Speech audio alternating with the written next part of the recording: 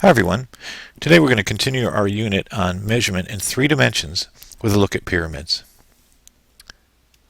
Like prisms, a pyramid is described by its base. If the base of the pyramid is a triangle, the pyramid is called a triangular prism. If the base is a pentagon, hold on a sec, then the pyramid is called a pentagonal prism, and so on. A pyramid is actually defined by an apex, which is the top vertex of the pyramid, and line segments drawn from the apex to the vertices of the base. These line segments form faces which are all triangles. That is the defining feature of a pyramid. The lateral faces of the pyramid are all triangles.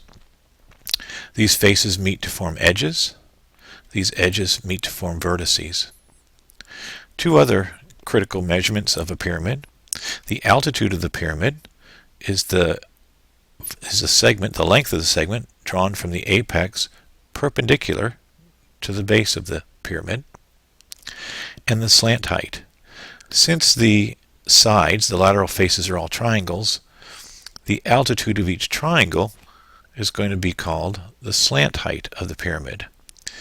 If the pyramid is regular, in other words, if the side lengths are all the same, then the slant height is the same for all the faces.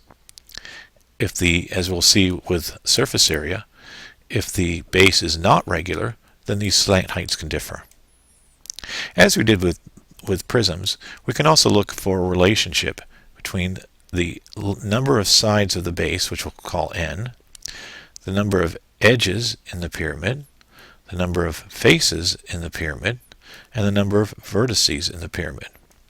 So if we have a triangular prism with 3 edges on the 3 vertices on the base, the number of edges, well, let's see, there's 1, 2, 3 edges along the base, 3 edges drawn from the vertices of the base to the apex, so there's 6 edges. Number of faces, there's a base, there is, again for 3, there's a base, there's 3 faces along the edge, along the sides rather, so there's 4 faces. The number of vertices, there are 3 vertices on the base, 1 at the apex, so that's also 4. If there are 4 sides, a rectangular or square pyramid, number of edges, there are 4 edges along the base. There are 4 edges drawn from the vertices of the base to the apex, so there are 8 edges. Number of faces, there's a base and 4 lateral faces, so that would be 5. Number of vertices, there are 4 vertices on the base, since it's a rectangle or square.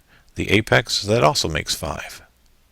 In general, if there are big N, so for an n-gon on the base, the number of edges is going to be 2n. The number of faces is going to be n plus 1. And the number of vertices is also n plus 1. So, if you knew that the number of edges of the pyramid is 32, and that's the number of edges, that's going to be 2n. You know that the number of sides of the base, if you divide each side by 2, is 16. So it's a 16-gon pyramid, whatever that's called. The first measurement that we're going to examine on a pyramid is the volume. And the volume is a formula which has a unique measure that I'm going to try to derive for you. Just explain why it works. To do so, I'm going to look at a cube.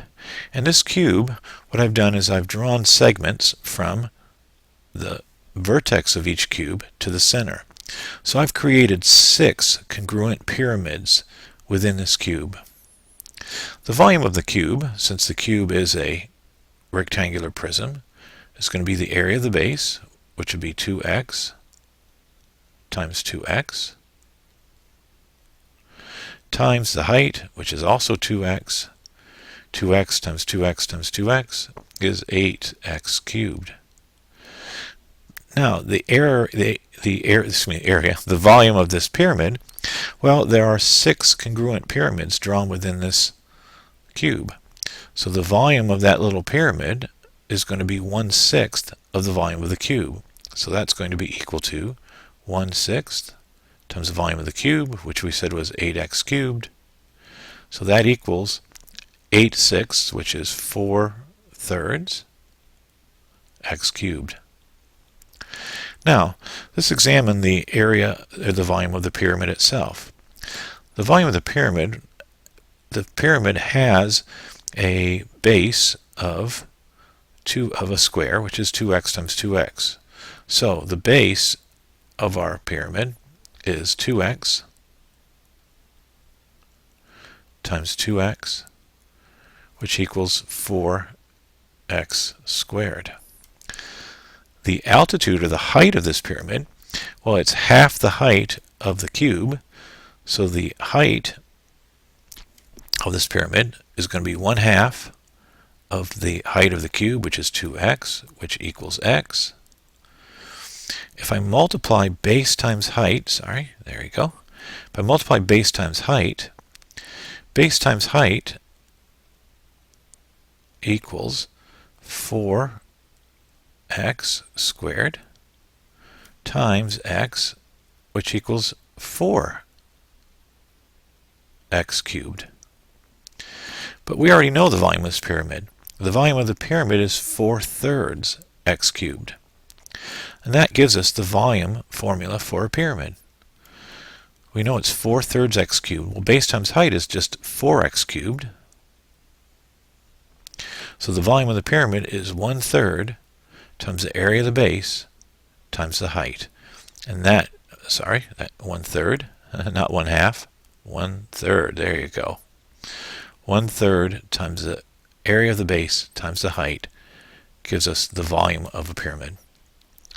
Let's use this volume formula to find the volume of this particular pyramid. It is a right pyramid, which we'll talk about in a second. It's a regular pyramid because the base is a regular pentagon. So it's a right regular pentagonal pyramid. The altitude, or the height of the pyramid, is 12. The base has an apothem of 5, and these are all in inches. And the sides of the base are all 7.625. So, the volume of this prism, let me get my pen back up. The volume we said is 1/3 times the area of the base times the height. Well, we know the height's 12, so that's 1/3 times the area of the base times 12. The area of the base, well, it's a regular pentagon, can be divided into 5 regular triangles. The area of each of those triangles is 1/2 the length of the base, which is 7.625, times the height of each triangle, which is 5. But now there are 5 of these. So the area of the base is going to be 5 times this is B, 5 times the area of each of those triangles, which is equal to 1/2 times 25 times 7.625. So the overall volume of our pyramid is going to equal 1/3 the area of the base, which we said was 1/2 times 25 times 7.625 times the height, which we said was 12. We can do a little cancellation here. 3 times 2 is 6. 6 goes into 12 2 times. So this volume is going to be equal to 50, 2 times 25, times 7.625. I don't have my calculator with me yet, or here, and so that would be 50 times 7, 350, and plus about another 30, say in the ballpark of about 380 inches cubed. Okay, one last note about pyramids and volumes before we're going to take a break here and then talk about surface area. Like prisms, there are 2 types of pyramids. Oblique pyramids, which are tilted sort of off center, and in that case, again, technically, if you draw a segment from the apex down to the base, it's still the height. That height is perpendicular to the base, but does not intersect the center of the base. For a right pyramid, when you draw the segment from the apex down to the center, down to the base. It's still regular, right, but it intersects the center of that base. Both of these pyramids have the same height, both have the same base, or the area of the base, so the volume of each of these pyramids is going to be 1/3 area of the base times the height. In other words, it doesn't matter whether you're finding the volume of a oblique pyramid or a right pyramid, the volume formula, 1/3 area of the base times height, still works.